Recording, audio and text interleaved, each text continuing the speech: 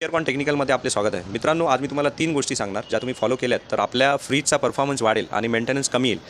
मित्रांनो, आपण जनरली पाहतो की आपल्या फ्रीजमध्ये वॉटर ड्रिपिंग होतं आणि ते होण्याचं कारण अशी आहेत की आपण फूड ग्रेन्स ठेवतो वर फ्रीझरमध्ये आणि ते व्यवस्थित ठेवत नाही, प्लास्टिकच्या थैल्यांमध्ये ठेवतो आणि ते फूड ग्रेन्स ह्या सर्क्युलेशन व्हेंटमध्ये जातात आणि त्यामुळे आपली ड्रेन लाईन चोक होते. अजून एक कारण असं असतं की ह्याला लेग्स आहेत, लेग्स ॲडजस्टमेंट असते याला, तर तुम्ही ते ॲडजस्टमेंट करून ह्याला थोडंसं टिल्टेड ठेवा कधी पण. त्याने काय होतं की पाणी पूर्णपणे मागे जातं आणि त्याचा दुसरा फायदा असा होतो की आपण ज्यावेळी दरवाजा ओपन करतो आणि बंद करायला जातो त्यावेळी ते इझिली बंद होतात. दुसरी जी गोष्ट फॉलो करायची आहे, जी आपण जनरली दुर्लक्ष करतो त्याच्यावर, तर ते याच्यामध्ये तुम्ही बॉटल्स ठेवताना ते मोठ्या बॉटल्स पाणी भरून ठेवू नका, कोल्ड्रिंक ठेवू नका, जसं की 2 लिटरच्या वगैरे.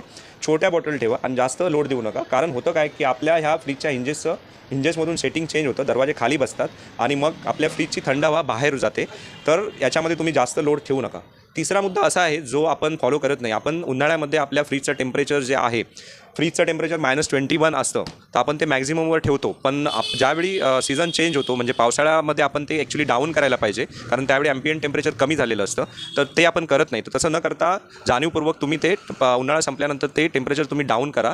म्हणजे -21 असेल तर ते 18 किंवा 16वर ठेवा मायनस. आणि तसंच खालचं टेम्परेचर हे +7 असतं, ते पण तुम्हाला जसं ॲम्बियंट टेम्परेचर आहे, उन्हाळा सीझन आहे, पावसाळा सीझन आहे, हिवाळा सीझन आहे, त्याप्रमाणे तुम्ही चेंज करत चला. या तिन्ही गोष्टी जर तुम्ही फॉलो केल्यात तर नक्कीच तुमच्या फ्रीजचा परफॉर्मन्स वाढेल आणि मेंटेनन्स कमी येईल.